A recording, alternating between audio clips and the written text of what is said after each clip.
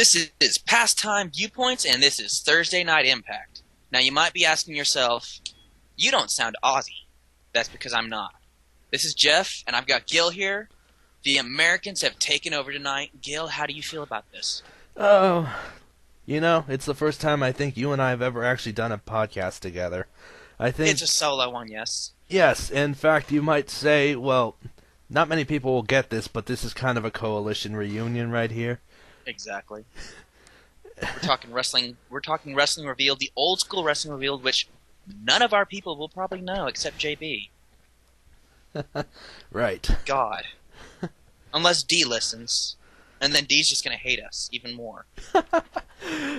D, please don't hate us. No. We want you to join us at some point. We really do. He's, speaking, of course, of, a former colleague of ours who still hangs around, but, he was the former owner On PTVP Wrestling. on PTVP Wrestling. His name is Devon Williams, a.k.a. Darius Pinnix, whatever you want to call him. D, as we call him. Yeah. So, anyways, TNA Impact. Yeah, and as you know, as you guys can hear, we don't have the TNA guy, JB. We thought he was going to be here, but apparently it's past his bedtime, even though we've done this well past with him. We'll beat him later for that. Because this was supposed to be a three-man American team for America. Hell yeah. But we can't bring out the beer because JB didn't come, so what can you do? But yeah, this is the Impact after lockdown. And I gotta say, it was a very, very good Impact compared to Raw, at least. Because, like my attempt at a solo podcast, which failed miserably. I just want to touch on this. The one good thing from Raw was Daniel Bryan, and even then, people are still stupid. And that's all I'll say on that. I'll add on to that, and I know this is a TNA podcast, but yeah, I know you really wanted to get your thoughts on WWE for this past week. It was about 30 minutes long too. I'm pissed. And I will go that far and say that, I actually did watch the Daniel Bryan segment, and seriously, it actually does give me slight hope for at least a segment of WrestleMania.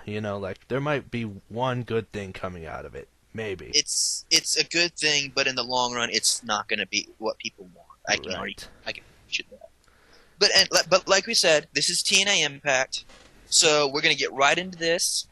The very first thing we see is Bully Ray getting beat down by before we even see that, we see EC3, Rockstar Spud, the Bromans. Pew, pew, pew, pew, pew. God, I can do that too well. I know. And then Zima Ion. They're running around, they're pissed. And they find Rude, and they're all pissed off at Rude, and Rude's like, hey.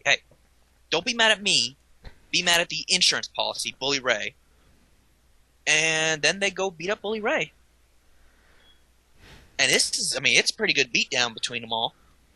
But, well, honestly, the beatdown was later on in the show, but we're going to cover that all here with that.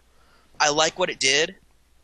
It set up that Bully Ray is not a heel anymore. I know. That officially turned Bully Ray face right there. Oh, yeah. And, well, at the pay-per-view, when he put Rude through the table. Right. But, at the pay-per-view, they were all like, is he going tweener or is he going full-blown face? Now we know. Yeah. He's going full-blown face. It's blatantly obvious in the main event, or the main segment. But after that, we see MVP come out, and he now is in charge of wrestling operations.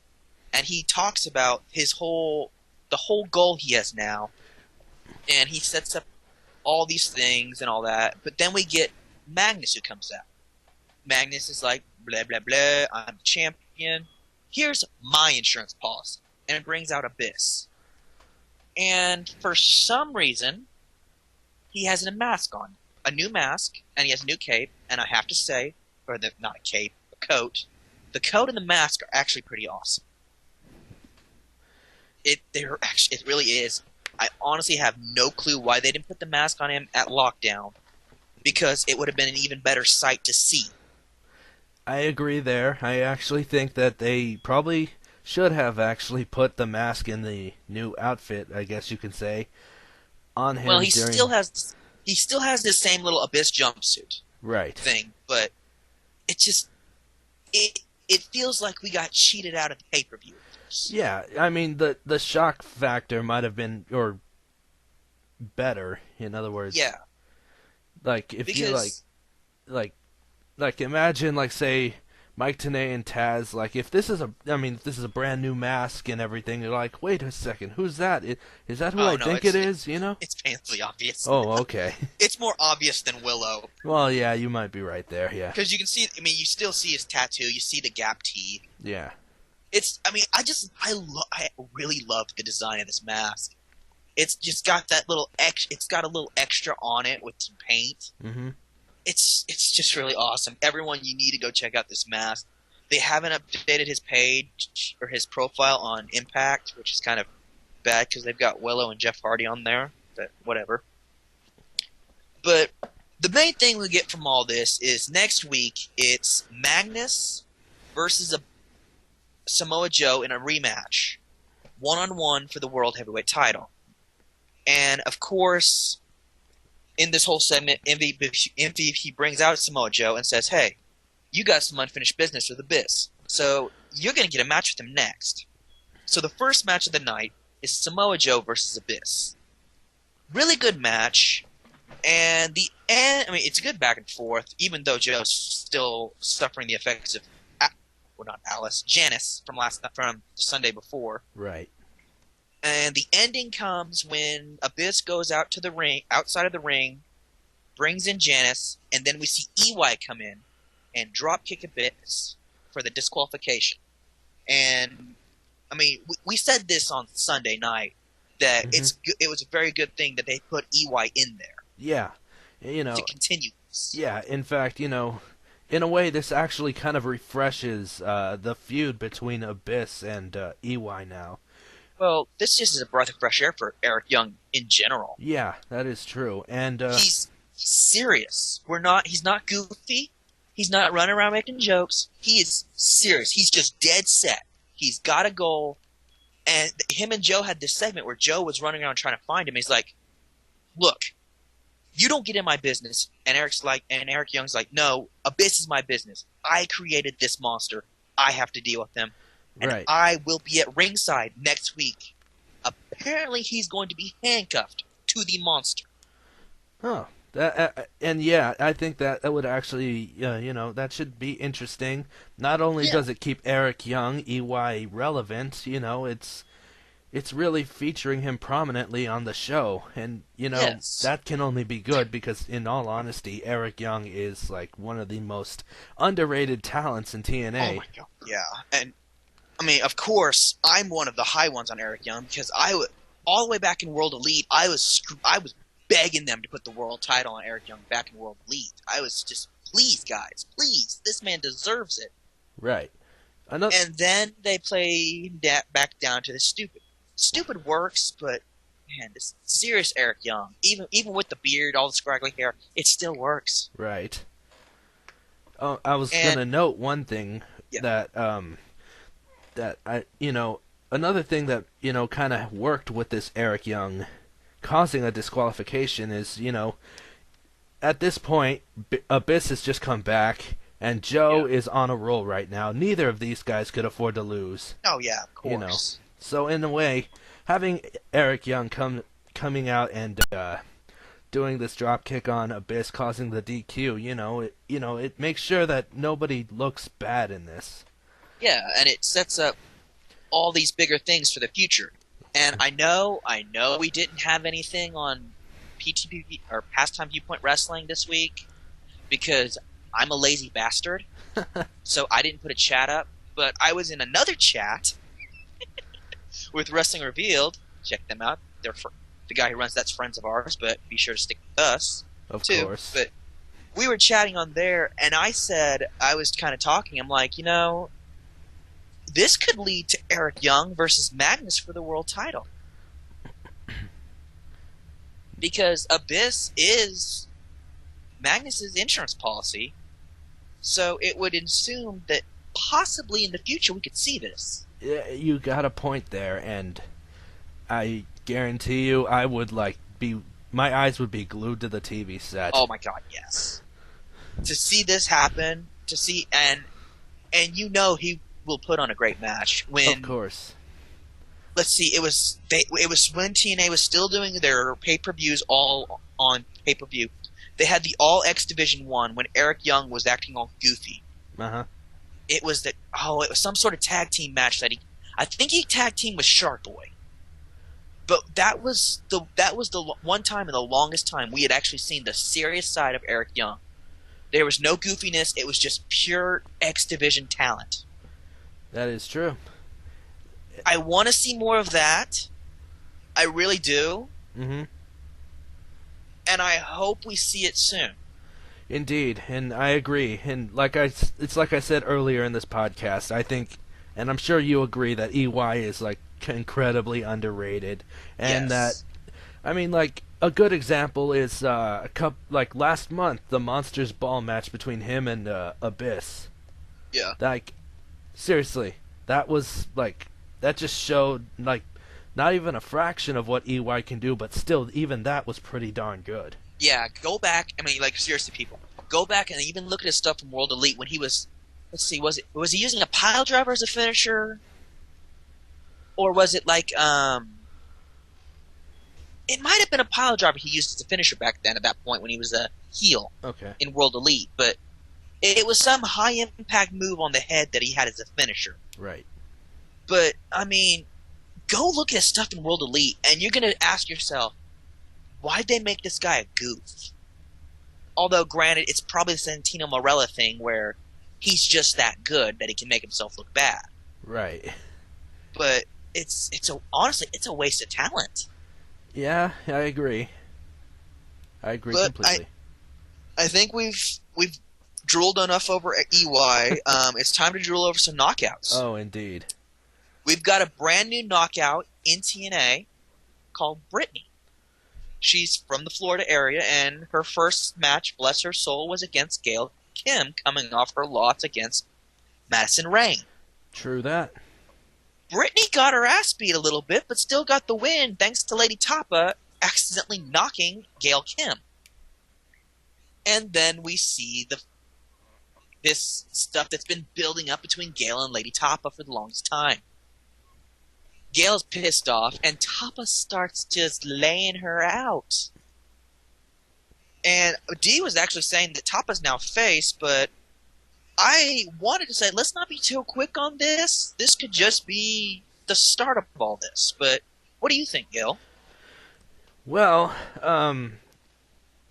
I said earlier before we started this podcast that personally, I always thought Gail and Tapa may be over, but in all honesty, in my opinion, I don't think it ever really got off the ground.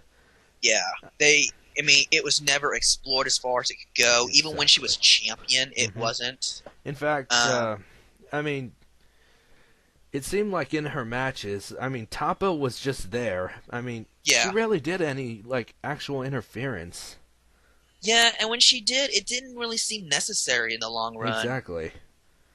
There was just kind of, does Gail Kim really need a heavy? Yeah, you see, that's the problem.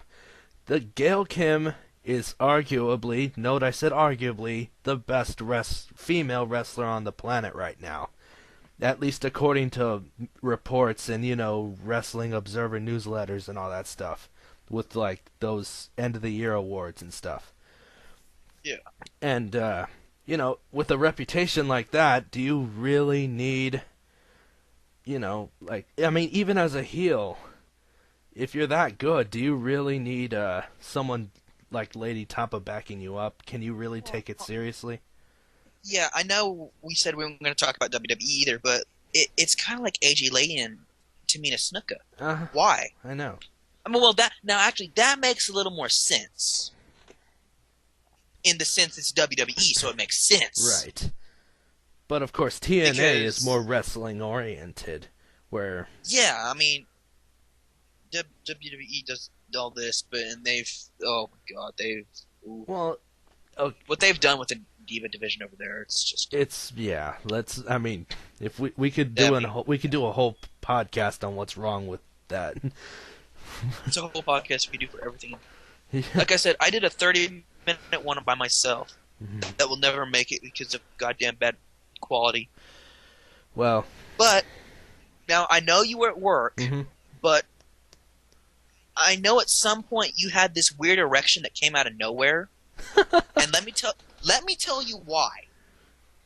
Tigre Uno and Sonata were in a tag team match against the Bromance. That is why you had that strange erection out of nowhere. I was wondering why I was so distracted, and here I was thinking that it was the hot anchor I was behind the camera for. But anyways, by the way, I Hey work. babe, how you doing? I hope you're watching. By the this. way, I am a camera operator for a TV news And network. that's why this But podcast anyways, is better.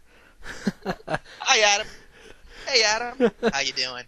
yeah, just to explain the backstory behind what I just said. Okay, moving on. Yeah. No, this was a very, very good match.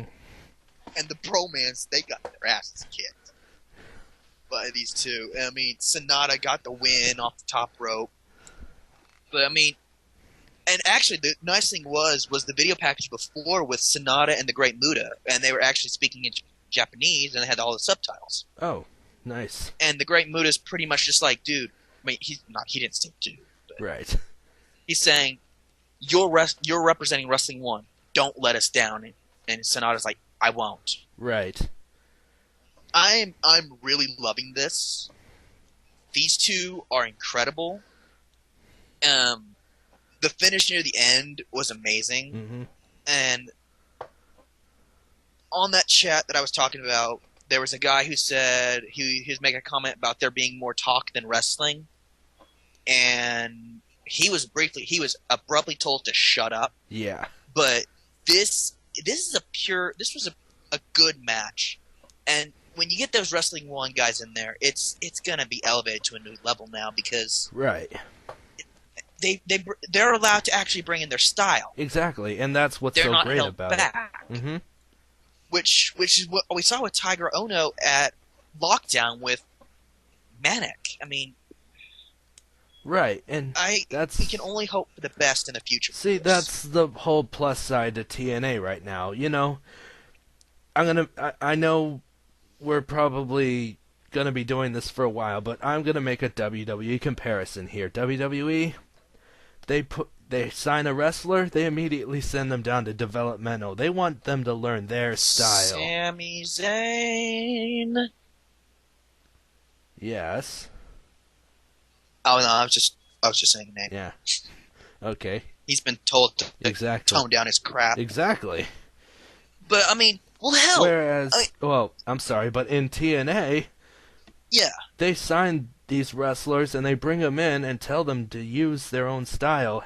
Hence Tigre Uno, hence Sonata, hence Muta. You know, it's a clash of different styles, and you know, in the end, it all works and brings out a quality product. Yeah, I mean, and let me go a step further here because I am the Ring of Honor guy here. Ring of Honor has something going on with Japan too right now. That is true. New Japan Pro Wrestling. Yes, what we're seeing now is the two lesser companies reaching out to Japan. And I mean, they're getting all these great performers to come perform with them. And rightfully so. I mean, and then what does WWE do with a guy who wrestled in Japan? They put him with the Funkasaurus. Yeah, they turned him into Sweet Tea. Now he's a commentator on NXT. Right, I know. I mean, which actually is a step up from being Sweet Tea, by the way. Yeah, that actually is kind of. Because, well, mainly because you're next to William Regal. But anyways. You're next to Regal. But anyway, okay. I think we went off topic. Anyways. Let's talk about... If I was going to say, okay. if I can just interject something here. Like, for like all those who are listening and don't really know much about Sonata, right now he is currently signed to Wrestle One. He and Great Muta were once signed to one of the top wrestling companies in Japan, All Japan Pro Wrestling, AJPW. And when Muta broke away to start Wrestle One, he brought in Sonata with him. And right now, Sonata is the top candidate to be the top face of Wrestle One, where basically he could be their AJ Styles, he could be their John Cena, he could be their, the guy that you build your franchise around. Skip bring a boring bastard. Of course. Kevin Steen. Although he's a twin. But anyways. Sure as hell isn't. But anyways, the point is that a guy of this caliber, that in Japan, the guy that Muta is trusting the future of his company, is now in TNA, and he is the X Division champion. And he just beat the tag team champions. That's true. So, in other words, I expect some great things to happen in the future with Sonata. Yeah. And I mean, there can only be great stuff for him in here, because like we talked about, option C. I have a strong feeling he will be in that spot for option C. True. When it comes. But I want to talk about one of the best segments of the night. Rockstar Spud and EC3's memorial for Dixie Carter losing her power over the wrestling promotion part. This is simply amazing. Rockstar Spud, his character has become a thing of its own, and EC3 just stands the entire time. He's just standing there, and he plays along with the crowd. He does his own thing where where Rockstar Spud will say something, and then you just see him roll his eyes ever so subtly, but Rockstar doesn't see it. And it's hilarious to see him work. I really love EC3 and Rockstar Spud together. Yes, I mean, two underrated talents right here. I mean, oh yeah. on Facebook there was this one post a couple weeks ago about someone actually trying to trash TNA because of EC3 and Rockstar Spud. Obviously, said person has never actually seen these two on TV doing their thing. Rockstar Spud's been my favorite thing from a lot of stuff lately. I mean, when he's the highlight and he doesn't even wrestle on the show that I'm watching, I mean, this guy's hilarious, and this is the comic character that we need, right? Because like he said in the segment when MVP came out, when interrupting this, they're all bigger than me. I'm small. Yes, I won British boot camp, but I'm just so much smaller than everybody. And oh god, when they had the video package for Dixie. Mm-hmm. I mean, these two were getting major heat left and right. Oh, Rockstar Spud went for about 10 minutes on the mic altogether, probably. And at first he's just talking, and then EC3 takes the mic. Quit saying boring. Quit making all these booing chants. You're gonna make him cry. It's brilliant. I honestly think if this is EC3 being off the script, this man needs a title. If this is off the script, right, and which in turn causes a "We don't care" chant. I mean, seriously, EC3 can just work the audience. He has been working them, and the way he acts is also the best working for this. Mm-hmm. Because during this whole thing, when Spud was starting to read his hilarious little poem for Dixie, MVP comes out, fires up Spud, and then says, "Okay, Spud, you have a match tonight against Willow." Wow. And then Spud's like, "Oh shit!" And then you see MVP say, "Now hold up, EC3, you got a match next week against this guy." And again, Bobby Lashley comes out. And again, EC3 is like, I don't wrestle anyone who's not on the roster. To which MVP says, well, let's fix that. I've already signed him this morning. I signed him. So next week, it's you versus Bobby Lashley. And EC3 is clearly pissed. And oh no, the best part was the end. He leaves the ring as Rockstar Spud is poking Bobby Lashley in the chest with his finger, saying, you're not doing this. Right. And at the beginning of the whole thing, they brought out this giant picture of Dixie. And Bobby Lashley hit Spud over the head with this picture. Oh, man. It bends the picture, they throw it to the ground, and Rockstar Spud starts cuddling with the picture. Oh, my gosh. Yeah, I know. That's and just... a creepy bastard chant starts. Oh, well. So apparently that Samuel Shaw is not the only one that's going to get those chants. Exactly. Well, I mean, it was so hilarious. And to see EC3 up in there while this is going, EC3, he's pissed. You can see this. And then after that, they have a backstage segment with Jeremy Borash, and you see EC3 going, well, I'm going to do to him what I did to Angle. I'm going to tear up his knee. And then he walks off. He's pissed about this, but he's still arrogant about it enough to where he's not going to show. It's his facial expressions, though, where you catch it. When he speaks, he's not going to show it. And that's the amazing thing I like about this character he plays, is that he's got this confidence, but he gives away the terror in his face because he wants you to know this. I mean, is there anyone else that really does that well right now? Can't say that I know. I mean, to think that when he was in WWE, he had an All-American gimmick. Wasn't it an All-American gimmick thing? Lashley? Or something? No. No. EC3. EC3. No, well, when he was in NXT, he did. But then he had like this like wannabe creep. Well, not exactly like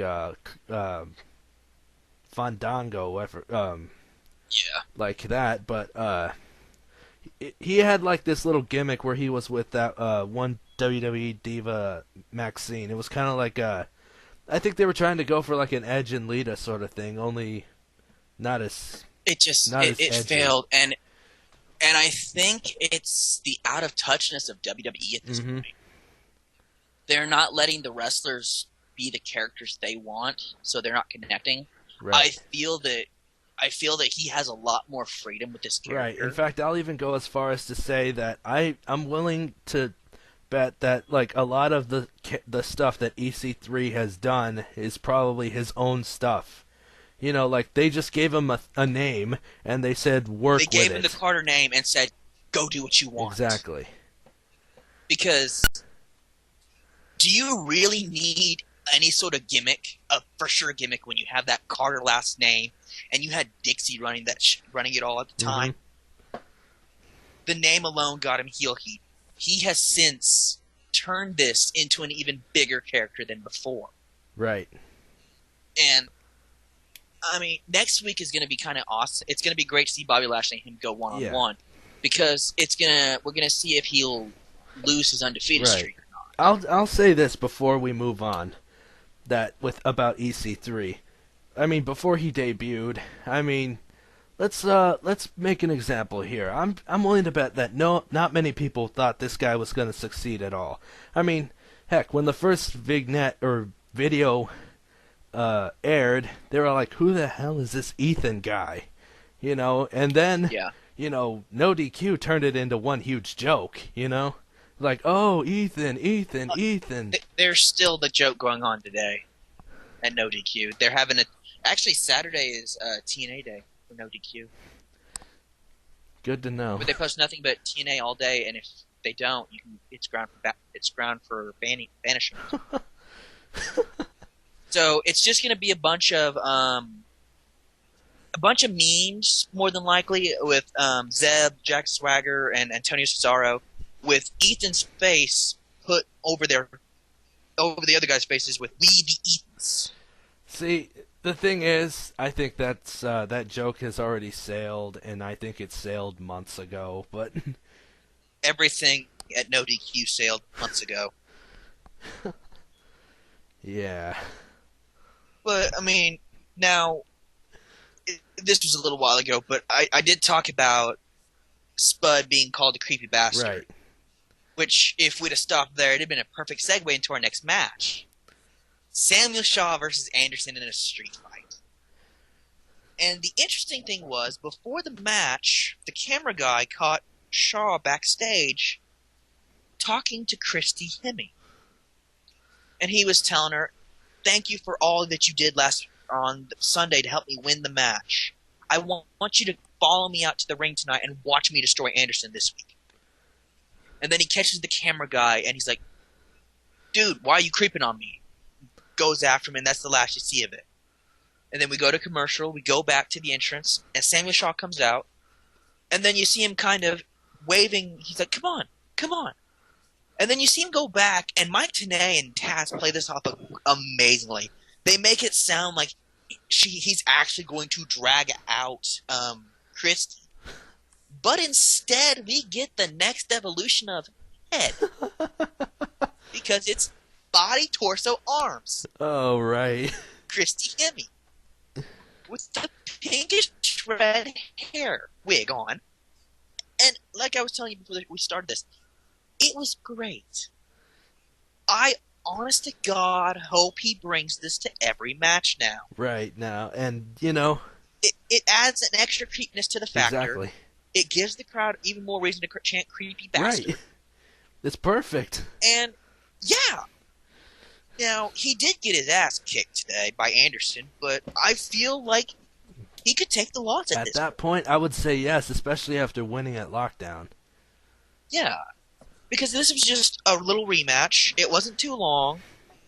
And they dove more into his, that he's pretty much crazy with the way that Anderson was. He got into the corner with the doll, and he just kind of, Anderson was messing with, acted like he was going to hit it, and you just see Sam Shaw say, no, don't hurt her, don't hurt her, don't hurt her. Right. So in a way, Anderson actually, it's a character. Yeah, it's a more of a character development than a match itself. Exactly.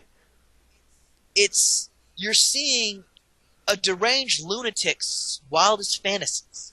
You see, he has turned an inanimate object into a real person in his eyes, which, sadly, there are people like that. Yeah. So you have this very, very intimidating character who is widely attached to this torso mannequin doll.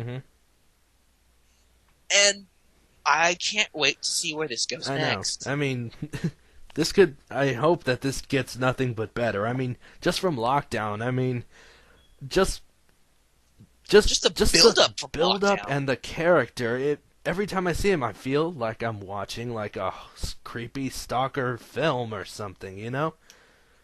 It's the 9th season of Dexter everyone wanted. No, I'm sorry. People hated that last season of Dexter. I liked it. Fuck off. Right. Now, the next thing we're going to talk about is while you were at your job, you had a second erection out of nowhere. Oh. Yeah. That was because Angelina Love has returned. Oh, indeed. And she called out Velvet Sky and had a proposition for her. She wants to bring back the beautiful people. Yeah, oh, right. Nice. But Velvet has to think on this. Oh. Now, honestly, through this entire segment, I was thinking, with the way it was going, I was going, okay, Velvet Sky is going to turn heel now and attack, or not, Angelina Love's going to turn heel and attack Sky. It didn't happen, but it's going to happen. I'm thinking that too. In fact, just from like what I know, and that it's just by you saying that she had to think about it, you know? Well, she was telling her how, like, since the beautiful people, she has gone on to win the title by herself. And what I see happening is the reason Angelina Love wants to do this, and she said it herself, when she was Angelina Williams, nobody cared about her. But when she became Angelina Love with the beautiful people, everyone cared. And while she's been gone for the past 2 years, everyone was asking her, when are the beautiful people getting back together? When are the beautiful people getting back together? Right. So I see this as a way to lead up to turning her into a Mm-hmm. heel, and it's going to lead into a feud between Sky and Rain. Right. So I mean, I can only see good things here because I mean, Gail's had her chance. Gail's had her time for the Right. title. She had her rematch. It's time to let her be put aside. Let her help put Brittany over right now. Yes, that or Lady Tapa. Yeah, You know, I mean, let like maybe even find a way to elevate all of them at the exactly. There same doesn't time. have to be just one women's feud going on at the time. Yeah. Yeah, and I mean, it's just this is just my again. This is just my Mm-hmm. speculation, but from the way that promo went, it just sounds like she wants to get them back together. And then once they get back together, she's going to destroy it from the inside by taking out Velvet because she's jealous that everyone's more concerned about Velvet than her. Right. So, I mean, it's just, again, just speculation. We've got 3 weeks of taping from this location. Mm-hmm. So I'm assuming we're going to get more of this development in the coming days. And an interesting little note here. Bad Influence is not at any of these tapings. Their contracts expire in April. That is true. So we will be wanting. I know we will all be keeping a close eye on that because we don't want them to lose Oh Bad no, Influence. definitely not. I mean, Bad Influence is. I mean, they've been great, and I have a feeling, and I'm sure you agree that they still have a lot more they can bring to the table. Oh Mm-hmm. yeah, and Daniel's at his age now, he won't make it in the Oh, WWE. of course. Kazarian, he gets stuck in NXT. That is true. In fact, well, yeah. And they're keeping the talent at NXT longer now because of the live show, because of their tapings Right. now, which pretty much it signifies that you're not going to see a lot of new people on the main roster, That is true. or they're going to they may hop straight from wherever to there. But it's a crying shame, and the only other thing I would say is if Bad Influence does not re-sign with TNA, maybe they could go see how AJ Styles is doing. That is true. I mean, Daniels is a former Ring of Honor that champion. is true. And in all honesty, I know this is off topic, but I do see that that ROH has potential to go places this year. I think this is going to be a good year Yeah. for ROH, especially with the acquisition of bigger stars. Maybe not as big as WWE stars, but bigger stars like AJ Styles and especially and also New Japan Pro Wrestling. There you go. I was about to say, add something else for the love of God, please. But, I mean, AJ Styles, and then you got Adam Cole as the champion. You got the Briscoes, the Briscoes still going there. And you got all this good stuff going on in there. It's going to be good stuff. And they pump out good stuff every week, usually. Oh, I believe you. I in fact, yeah. I mean, one other thing to note is, they've also got, like you said, Kevin Steen and, heck, Jay Lethal. And also Adam They Cole. got Jay Lethal. Also, Adam Cole, I've been impressed from what I've seen of him. And I'm pretty new to ROH. Yeah. Roderick Strong. I'm blanking on the one guy I'm looking for.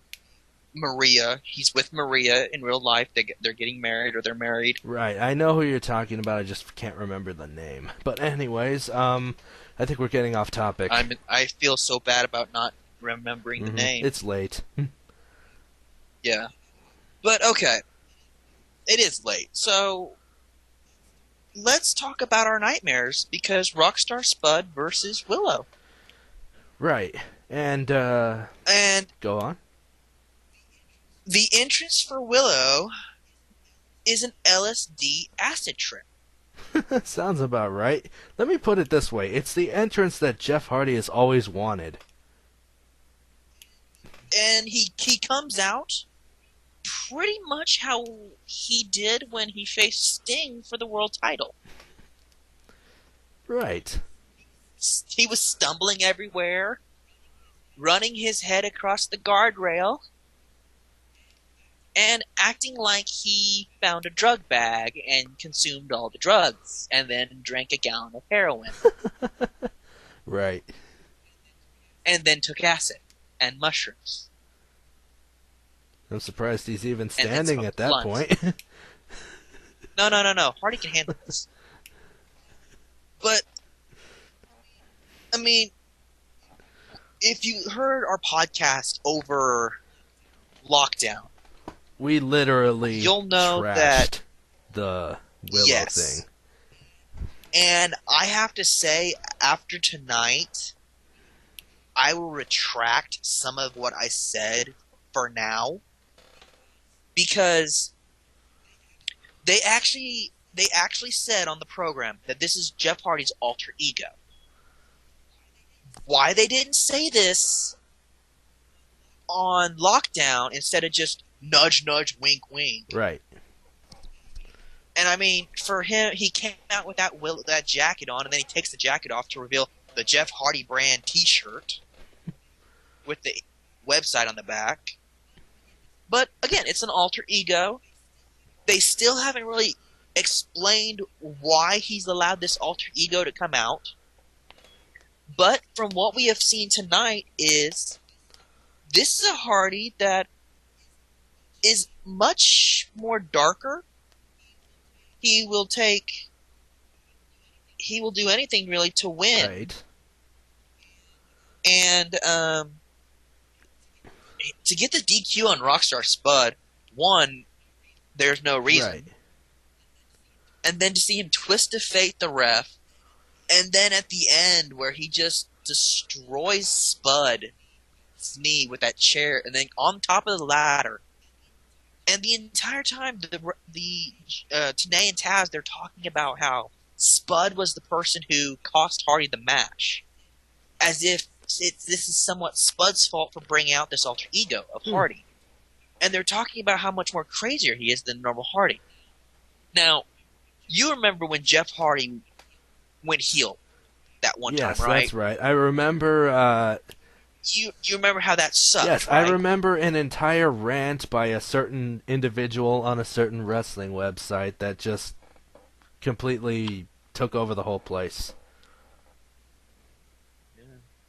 Whatever happened to that guy? I think he's still around somewhere trying to be relevant. But anyways...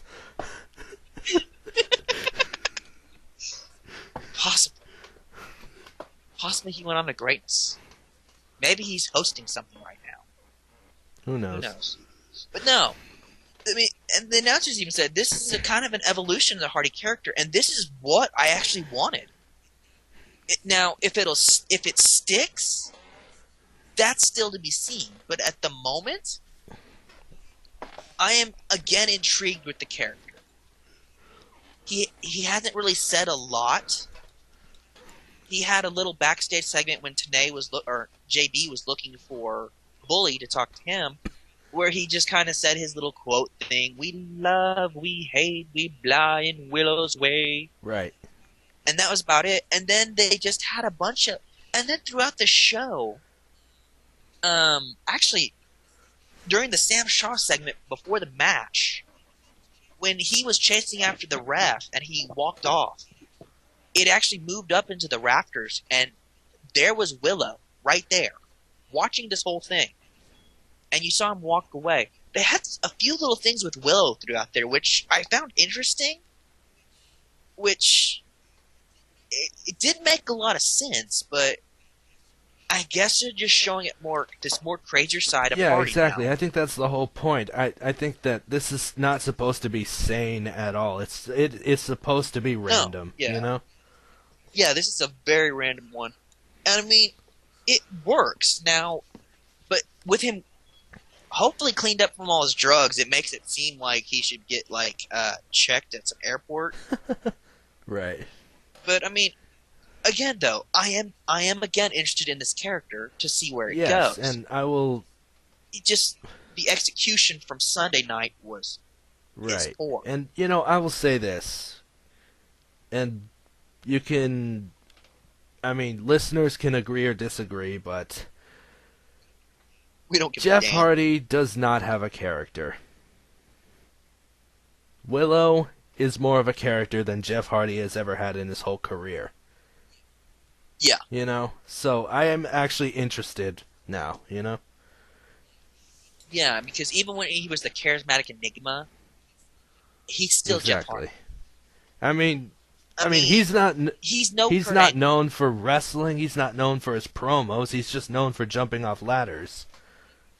Yeah, he's being known for extreme, and there's only so long you Hmm. can do that. Kurt Angle, he doesn't really have a character, but he doesn't need a character. He has a gold freaking medal. Exactly. And he can wrestle just circles just about around anyone. You Yeah, know? and Bobby Lashley, he really doesn't have a character, but again, he doesn't need one. He's been, like we said on It's Sunday, his he has a Exactly. He's presence got an to intense himself. presence that he's brought ever since his days in the WWE, and that has gotten him over with the audience. Brock Lesnar is another great Hmm. example in this, except he's a whiny little bitch who screams like a girl. That is true. But I mean, it is an interesting change in the Hardy character, and much like Abyss, I hope when he goes back to Hardy, some of this hangs over, and there's some sort of evolution in the character. Indeed. Because we all hope that Abyss just doesn't go back to this, "Oh, whatever, hi, I'm a nice little guy." No, we want him to stay a monster and have this new Hmm. attitude. But I mean, it's all like I've been saying for the longest time. It's always good to have at some point an evolution in your character. Look at Bully Ray. Look at the stuff he's gone since Devon left the company. How long has it been since Aces and Eights has It's broke been a up? couple months already. Within that couple months, we've had two drastic changes with Bully Ray, which brings us to the final segment of the night, which is the Bully Ray explaining what he did at the pay-per-view. Now, like we said at the top of the show, just at the top, he got beat down by the Bromans, Rockstar Spud, EC3, Zima Ion, and the Bromans, and Bobby Roode. Throughout the show, we saw Bully taking them out. After the Bromans lost to Tigre Uno and Sonata, they were in the locker room so pissed off that they lost to them. Bully Ray comes in and destroys those three.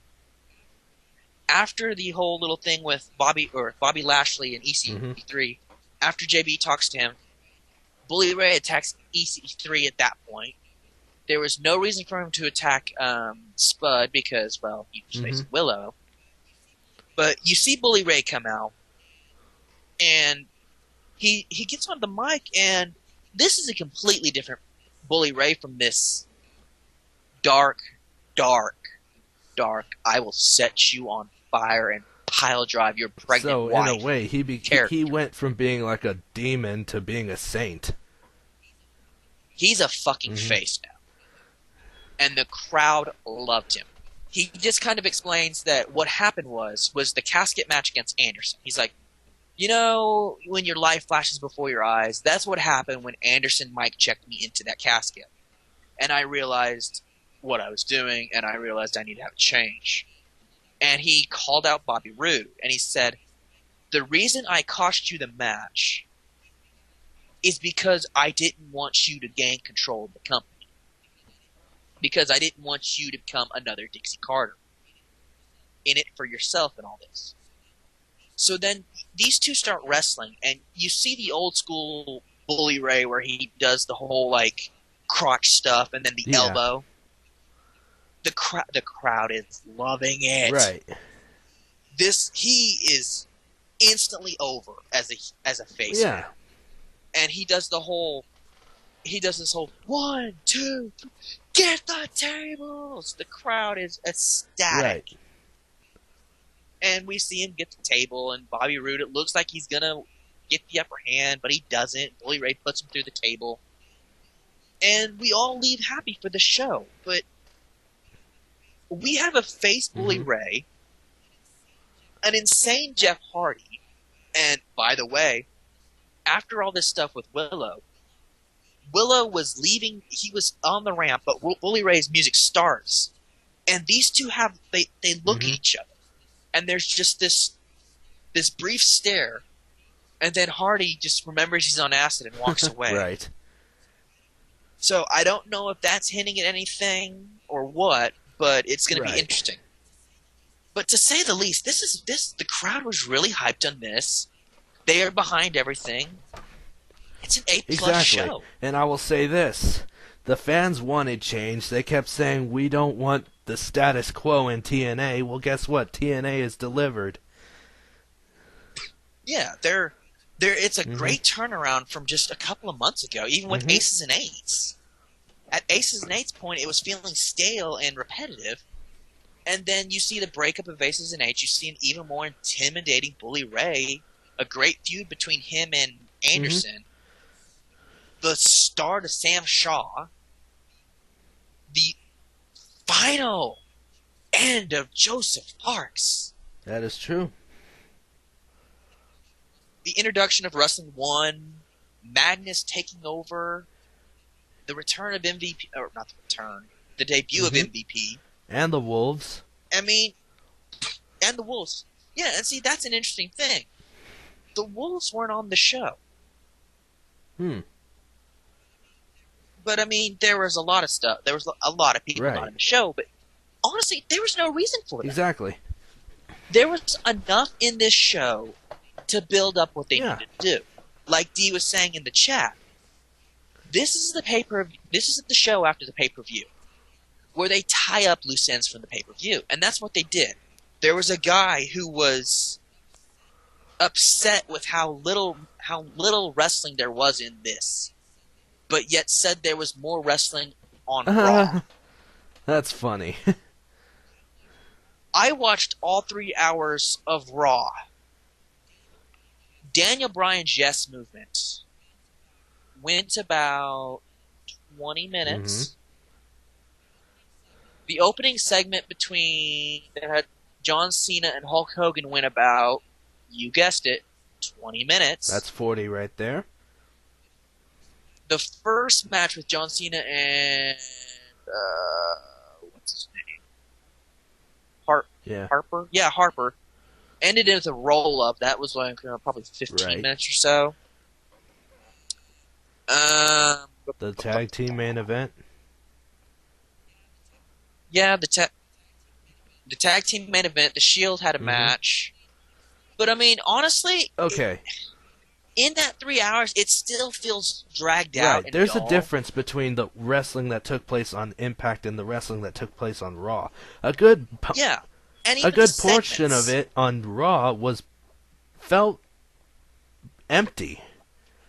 I mean, Yeah. their And matches, like I but said, it feels. the only good thing was Yeah. the Yes move. I mean, there were matches on that show, but it felt like they weren't going to lead anywhere. The first 2 matches of the night ended the exact same fucking way. A roll-up victory with no real finish. And John Cena had a roll-up victory. Why the fuck does John Cena have a roll-up victory? That's true. And this is when they announced, this is the Raw where they announced John Cena versus Bray Wyatt for WrestleMania. And then they announced the 30-man Battle Royale for the Andre the Giant Memorial, which I talked about in my little thing, so I don't want to go in here. I might try to redo that Right. later, but honestly, it's too soon for another Battle Royale. 30-man at that. It's a cheap way of filling up time, Yeah. and it's going to end up double booking some wrestlers. Instead of putting a couple well-thought matches out, they're just going to throw out the same people we saw before. Yeah, and you see, I can probably give you a reason for that people might disagree, they might agree, and Lazy exactly. writing. I mean, and the fact is that WWE's own success has pretty much made them the way they are. Well, the problem is the network. They're putting all the time and the effort into the network now, so they're not Mhm. doing anything. The pay-per-view show. They're making so much content now. They've got the same writers doing it all. Mhm. So this is why TNA is such a breath of fresh air. And to see someone who bashes TNA and they say, "Well, I haven't watched it in years, but when I watched it back then, it was crap." But WWE is better than what it is. Right. You see people come back and say, who actually watch TNA now, you'll see them come back and say, "Dude, you need to go watch now." They've made a real turnaround in the last Mhm. year alone. And it's fascinating to see this change. They still got years before they catch up to the Oh, WWE, yeah. but they're at least going in the right direction. And at the rate WWE's going, they're going to knock themselves back the years for TNA to Exactly. catch And up. just to point out to all those people that are saying that TNA is like so close to going out of business right now. I mean, look at all the talent they have signed in just the last 3 months. Wrestling one per team Exactly. up, That and they got Bobby. They Bobby Lashley did not have a contract. I don't. I know. Reading today, he did not have a contract when he showed up on right. Sunday night, which is why this shock was so huge. They kept this a huge secret. Like we said in Mhm. the podcast, if it was WWE, that thing had been spoiled a month earlier, even a few Right. months before. So TNA is doing Exactly. something right. They hired MVP. They hired the Wolves. I mean, all these dirt sheets that are They saying that TNA is running out of money. Well, obviously the talent they're bringing in shows otherwise. and the fact they lost Mhm. Sting, but yeah, they lost a good little thing for marketing, but really, they've still got Jeff Exactly. Hardy. They've got Angle right now, even though there's talk of Angle leaving the company to go back to WWE for one last run. But again, why? And of course, you're going to say MVP was in WWE, so he's just one of those washed-up talents. EC3 is the same way. The Wolves, they are a failed attempt. Who the fuck cares? These are all like MVP. They don't even, like we said, they don't even mention MVP's time at They WWE. really don't. They started from MVP's time in Japan, and for anyone who actually follows, wrestlers after they leave WWE, you'll know that MVP had way more success in Japan than he ever did in WWE. Yeah, because no. See, he would have been bigger over there, but Matt Hardy wasn't there to have a best of 7 series. Well, yeah, I guess. See, that is the one thing he needed over there in Japan. But unfortunately, Matt Hardy was too busy being fat somewhere else. Right.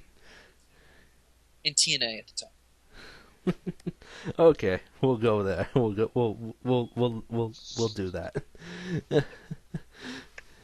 Fat Hardy. Anyways, And he's married to a hot I ass know. What model. does she see in that man? Money, I guess. Yeah. Money. What do we see in her? Ass, titties. Ass, and titties. Right. Well, I think we're good. I think we're done.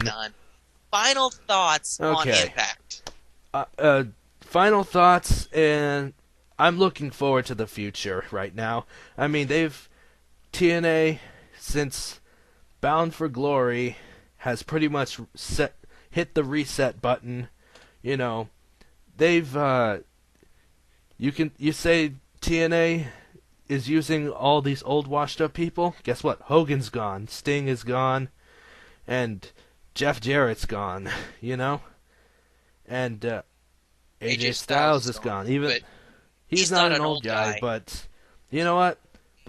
But in all honesty, TNA actually made up for the loss of AJ Styles. They've actually pushed other people. They've brought in more talent, Mm-hmm. Yep. Now, let me take your statement a step farther with this reset after Bound for Glory. They actually have done another reset at Lockdown with the change of power. Because now it's a whole new Hmm. era now. Because Dixie Carter does not have control of the wrestling organization. So at this point, we don't know if she's going to be an on-screen character again. Right. Because the way that the Rockstar Spud and EC3 segment came across, and MVP even made a comment of this. He's like, you do know she's not dead. She's just in a land with more paperwork. So it Well, seems that for the yes. time being, she's Yeah, off she's off screen. screen. And just to clear up the thing, she's for any listeners out there that might be confused, she is still the owner of TNA. She's just storyline wise, Yeah, she's just not running the show. Hmm. yeah. Which it's a great switch now, and but I do see her coming Oh, back of at some point. course. I mean, But this is a whole new step, and you have this new alliance between Abyss and Magnus. That like I said, Lockdown was another reset because TNA is showing they don't have to have just one reset every right. year. I mean, even after WrestleMania this year, WWE is not going to have a reset. I guarantee this. There won't be a Right. reset because, and I don't care what anyone says, Batista's winning the title at WrestleMania. I don't care if Daniel Bryan's in there. Batista's winning the title, and that's the biggest issue I have with people who say that WrestleMania is now a must-buy because there's a chance Daniel Bryan's going to make it to the world title. He'll make it. Unless He they won't win decide though. to cancel And I Guardians of the actually, Galaxy. which Exactly. they're not. There's a trailer. But that was another thing I talked about, and I had a very good point here. And I will go ahead and reveal it here, even though this is again TNA. The ending of that match with Daniel Bryan in there is going to be Daniel Bryan at some point eating an RKO, knocking Randy Orton out of the ring. Batista spears him, Daniel Bryan that is, and then Batista bombs Bryan to win the title, leaving the door open for Randy and Batista to go on next, the Right. next pay per I view. mean, WWE has made And, it painfully and obvious who they want on top and who they don't. yeah, and I mean TNA has done this with Magnus, but it made more Hmm. sense because again, Dixie was kind of being the role of Triple H and Stephanie, but she's actually kept her Right. endorsement. She didn't have this other person show up and say, "This is the new guy. We don't want you anymore. We want this guy." Hmm. You know, she's not saying one week, hey guys, you guys are cool," or "You guys are Right. assholes." Which it's what I like. But again, we're really off topic here. Let's go ahead and end this here Overall, great for Pastime. impact. What? Yeah, yeah, great impact. Go check it out. Willow's now interesting yet again. Now, next week will I say the same We'll thing? see. I don't know. Adam, screw off. JB, screw you. Thomas, keep your job. Ged, go watch Impact. Gil and I might go to bed soon. Again, we live in different states, by the way. True. Great state of Texas right Just here. throwing that in Oklahoma. Right. But for Pastime Viewpoints, we will sign off for now and see you next week, or maybe even before. Who knows? Good Good night. night, everybody. See you next time. Willow.